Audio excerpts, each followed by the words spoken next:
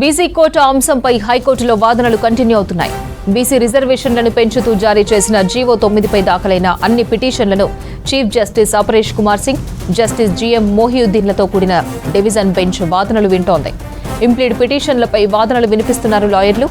రిజర్వేషన్ల పెంపు బిల్లు అసెంబ్లీలో ఎప్పుడు పాస్ అయిందని ప్రశ్నించింది హైకోర్టు. ఆగస్టు 31న అసెంబ్లీలో ఏకగ్రీవంగా తీర్మానం చేసి గవర్నర్కు పంపామని చెప్పింది ప్రభుత్వం. గవర్నర్ దగ్గర బిల్లు పెండింగ్లో ఉన్న అంశంపైన కోర్టు పిటిషనర్లను ప్రశ్నించింది. ఇక బిల్లుకు రాష్ట్రపతి ఆమోదం అవసరముందా అని అడిగింది ధర్మాసనం. సర్కార్ జీవోకు అనుకూలంగా, వ్యతిరేకంగా ఇంప్లీడ్ పిటిషన్లు పెద్ద సంఖ్యలో దాఖలయ్యాయి. అన్నింటినీ కలిపి విచారిస్తోంది ధర్మాసనం. స్థానిక సంస్థల ఎన్నికల్లో బీసీలకు రిజర్వేషన్లు కల్పిస్తూ ప్రభుత్వం జారీ చేసిన జీవో 9ను సవాల్ చేస్తూ పలువురు పిటిషన్లు దాఖలు చేశారు. జీవోను సమర్థిస్తూ తమను ప్రతివాదులుగా చేర్చాలంటూ పలువురు ఇంప్లీడ్ పిటిషన్లు దాఖలు చేశారు. బీసీ కోటాకు వ్యతిరేకంగా రెడ్డి జాగృతి తరపున పిటిషన్ దాఖలైంది. ఇక బీసీ కోటాపై వాదనలు వినేందుకు హైకోర్టుకు వెళ్లారు బీసీ మంత్రులు పొన్నం, కొండా సురేఖ, వాకిటి శ్రీహరి, ఎంపీ అనిల్ కుమార్ యాదవ్. ఎప్పటికప్పుడు లాయర్లు, అడ్వైజర్లతో మంతనాలు చేస్తున్నారు మంత్రులు.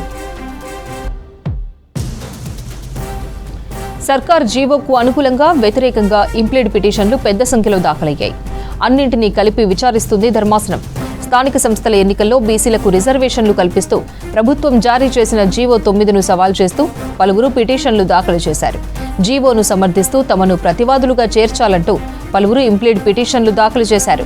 బీసీ కోటాకు వ్యతిరేకంగా రెడ్డి జాగృతి తరపున పిటిషన్ దాఖలైంది.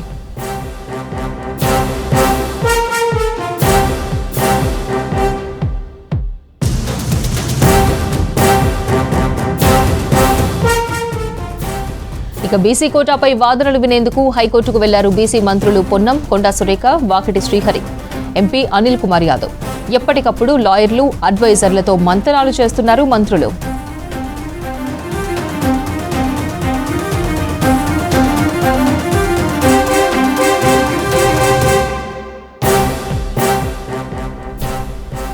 ప్రభుత్వం ఇచ్చిన జీవో 9తో పాటు 41ను సవాల్ చేశామన్నారు పిటిషనర్ తరపు లాయర్.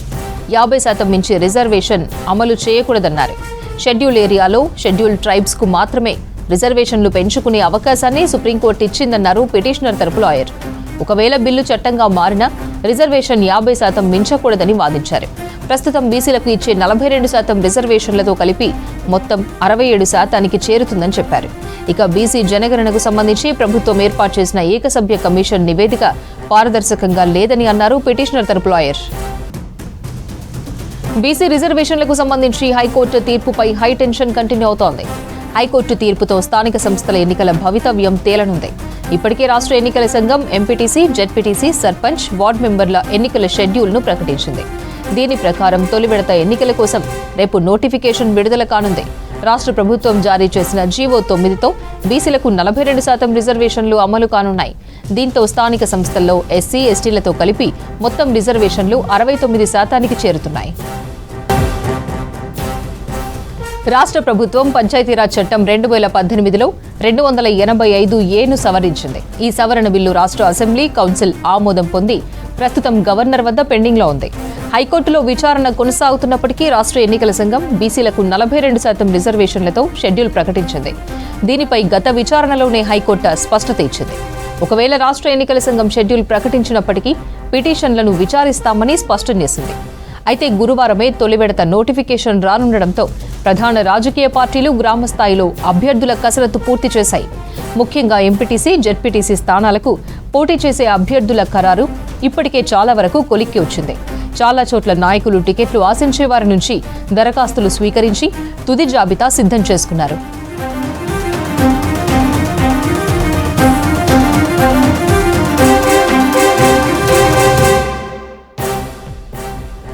ఒకవేళ హైకోర్టు జీవో 9ను నిలిపివేస్తే బీసీ రిజర్వేషన్ల శాతంలో మార్పులు తప్పనిసరి.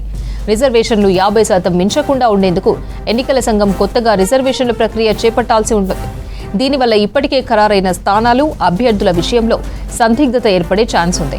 ఇందులో ఎస్సీ, ఎస్టీ స్థానాల్లో మార్పులు లేకపోయినా బీసీ స్థానాల్లో జనరల్ రానుంది. వార్డు స్థాయిలో కూడా మార్పులు చేయాల్సి ఉంటుంది. ఇక బీసీ కోటాపై వాదనలు వినేందుకు హైకోర్టుకు వెళ్లారు బీసీ మంత్రులు పొన్నం, కొండా సురేఖ, వాకిటి శ్రీహరి, ఎంపీ అనిల్ కుమార్ యాదవ్. ఎప్పటికప్పుడు లాయర్లు, అడ్వైజర్లతో మంతనాలు చేస్తున్నారు మంత్రులు.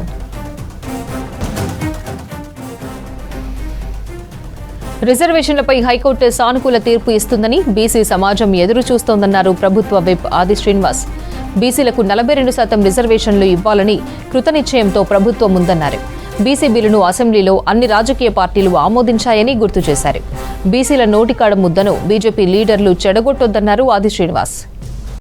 బీసీలమందరం కూడా ఎదురు చూస్తున్నటువంటి 42% రిజర్వేషన్ పైన వాదోపవాదాలపై ఎదురు చూస్తున్నటువంటి తరుణంలో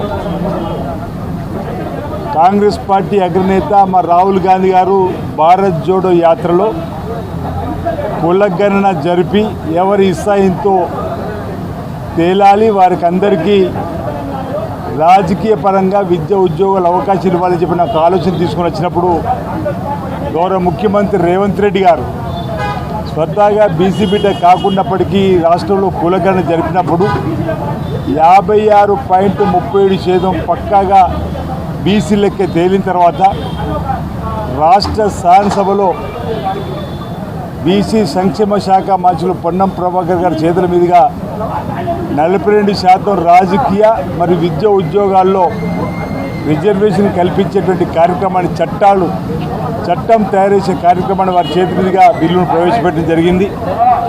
ఓ బీసీ బిడ్డగా అదే అసెంబ్లీలో ఆ బిల్లును 42% బిల్లును బలపరిచే అవకాశం నాకు రావడం, రాష్ట్ర శాసనసభ మరి శాసన మండలిలో కూడా 2 ఉభయ సభల్లో కూడా మరి అక్కడ ఆల్ పార్టీస్ అన్ని రాజకీయ పార్టీలు కూడా ఆమోదం పొందిన తర్వాత ఆ చట్టాలను కేంద్ర ప్రభుత్వానికి పంపించిన క్రమంలో రాష్ట్రపతి దగ్గర పెండింగ్లు ఉన్నటువంటి సందర్భంలో జంతర్ మంతర్ దగ్గర ముఖ్యమంత్రి గారితో సహా మంత్రులందరము, ఎమ్మెల్యేలము, ఎంపీలము, ఎమ్మెల్సీలము, బీసీ సంఘాలన్నీ కూడా భారతీయ జనతా పార్టీ ప్రభుత్వానికి షెడ్యూల్ 9లో చేర్చే క్రమంలో మా బీసీ బిడ్డలకు నోటి దాకా వచ్చినటువంటి బుక్కను ఎత్తగొట్టకండి, షెడ్యూల్ 9లో చేర్చి ఈరోజు 42% రిజర్వేషన్తో స్థానిక సంస్థలు పోవడానికి అవకాశం ఇచ్చేమని కోరుతున్నాం.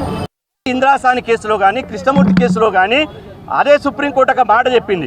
ఈ రిజర్వేషన్లు బీసీలకు 27, 25, 24 ఇస్తారు కదా, దీనికి కూడా శాస్త్రీయమైనటువంటి ఎంపారికల్ డాటా లేదు, ఎలాంటి ఆధారాలు లేవు. కాబట్టి ఈ రిజర్వేషన్లు ఎట్లిస్తున్నారు, మీరు ఎప్పటికైనా బీసీ కుల గణాంకాలు తీయండి, కులగణన ద్వారా వచ్చినటువంటి బీసీ గణాంకాలు తీయండి. ఒకవేళ బీసీలకు విద్యా ఉద్యోగ రాజకీయ రంగంలో సామాజిక రాజకీయ వెనుకబాటుతనం ఉంటే దాని ఆధారంగా రిజర్వేషన్లు పెంచుకోవచ్చని తీర్పిచ్చింది, ఒక మాట చెప్పింది. ఆ మాటను రిజర్వేషన్ వ్యతిరేకులు ఎక్కడ ఎప్పుడు కూడా చెప్పడం లేదు. ఎంతసేపు ఇంద్రాసాని కేసు 50% దాటొద్దు. నేను అంటున్నా, అసలు రాజ్యాంగంలోనే అంబేద్కర్ రాసినప్పుడు మొదటి పేజీలోనే, రాజ్యాంగం మొదటి పేజీలోనే ఆ పీఠిక చదవండి ఒకసారి. రిజర్వేషన్ వ్యతిరేకులకు నేను చెప్తున్నా, ఈ దేశంలో అంబేద్కర్ గారు చెప్పాడు, రాజకీయ సమానత్వం, ఆర్థిక సమానత్వం, అదేవిధంగా సామాజిక సమానత్వం రావాలి ఈ రాజ్యాంగం వల్ల అన్నాడు. ఇవాళ రాజకీయ సమానత్వం రావడానికే జీవో నెంబర్ 9 విడుదల చేసింది. ఆ జీవో నెంబర్ 9 విడుదల చేస్తే ఇవాళ ఎందుకు మీరు అన్యాయంగా మేము తినే కంచంలో మన్ను వస్తున్నారు, మా నోటికాడి ముద్ద గుంజుకుంటున్నారు? మీకు రిజర్వేషన్లు, అగ్రకులాలకు రిజర్వేషన్లు పెట్టినప్పుడు మాత్రం ఇవాళ 50% సీలింగ్ కనపడదు. బీసీలకు రిజర్వేషన్లు పెట్టినప్పుడు మాత్రమే 50% సీలింగ్ గుర్తొస్తుందా? కాబట్టి 50% సీలింగ్ అనేది ఇప్పుడు లేదు, భారతదేశంలో ఇప్పుడు లేదు. కులగణన జరగక ముందు 50% సీలింగ్, కులగణన జరిగిన తర్వాత 50% సీలింగ్ లేదు అనే విషయాన్ని దయచేసి అర్థం చేసుకోవాలి. సో ఇవాళ పార్టీలకు అతీతంగా బీసీ బిడ్డలంతా పోరాటం చేయాల్సిన సమయం ఆసన్నమైంది.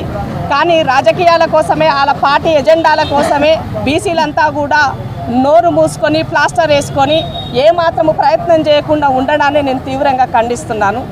భారతీయ జనతా పార్టీ ఒకవైపు నుంచి మేము మద్దతు చెప్తున్నామని తెలియజేస్తూ, మరి పార్టీ ప్రెసిడెంటు స్వతహాగా అడ్వకేట్, ఇంప్లీడ్ అవ్వచ్చు, ఎందుకు ఇంప్లీడ్ అవ్వలేదని చెప్పేసి ఈ సందర్భంగా నేను అడగదలుచుకున్నాను.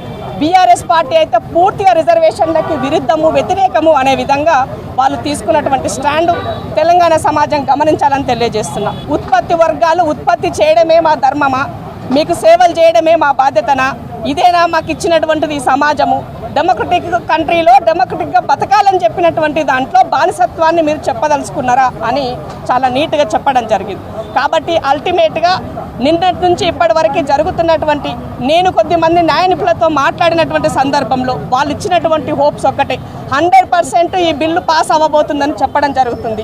కాబట్టి రేవంత్ అన్న చేసినటువంటి ఈ మంచి పనికి బీసీ వర్గాల కోసం తను చేసినటువంటి ఆలోచనను ఈ రాష్ట్రంలో తన సామాజిక వర్గంలో ఉన్నటువంటి కొద్దిమంది చేసిన కుట్రలకు రేవంత్ అన్న చేసినటువంటి ఒక మంచి పనిని నీరుగారే ప్రయత్నం జరగబోతుంది. కాబట్టి అలాంటి విషయాలు ఏమైనా ఉంటే మీరు వెనక్కి తగ్గాలని ఈ సందర్భంగా గుర్తు చేస్తున్నారు. కాంగ్రెస్ పార్టీ కావచ్చు, కాంగ్రెస్ ప్రభుత్వం కావచ్చు, తెలంగాణ రాష్ట్రంలో టీజేఎస్ కావచ్చు, బీసీ సంఘాలు కావచ్చు, తెలంగాణ రాష్ట్రంలో అడ్వకేట్లంతా కూడా బీసీ రిజర్వేషన్ పెరగాలని చెప్పేసి హైకోర్టులో ఇంప్లీడ్ అయితే ఇప్పటి వరకు బీఆర్ఎస్ పార్టీ నుంచి భారతీయ జనతా పార్టీ నుంచి ఏ ఒక్క నాయకుడు కూడా ఇంప్లీడ్ కాకుండా బీసీ రిజర్వేషన్ పెరిగే అంశంలో Bharatiya Janata party BRS party ద్వంద్వ నీతి ప్రదర్శన చాలా స్పష్టంగా కనపడతా ఉంది. కాబట్టి ఖచ్చితంగా కాంగ్రెస్ ప్రభుత్వం తీసుకొచ్చినటువంటి 42% రిజర్వేషన్ హైకోర్టులో గెలుస్తుందనే పూర్తి విశ్వాసంతో ఉన్నాం. ఇప్పటికైనా రాష్ట్రంలో ప్రజలంతా కూడా గమనించాలా, BRS party Bharatiya Janata party only రాజకీయం మాత్రం చేస్తూ బీసీ బిల్లుకు అసెంబ్లీ మాత్రం మద్దతు ఇచ్చి హైకోర్టు విషయానికి వచ్చినప్పుడు కోర్టులో ఉన్న అంశం విషయంలో మాత్రం భారతీయ జనతా పార్టీ ప్రధానంగా మోసం చేసే ఉద్దేశంతో ముందుకు పోతా ఉన్నాయి. కాబట్టి బీసీ సమాజంతో గమనిస్తూ ఉండాలని చెప్పేసి కోరుతా ఉన్నాం.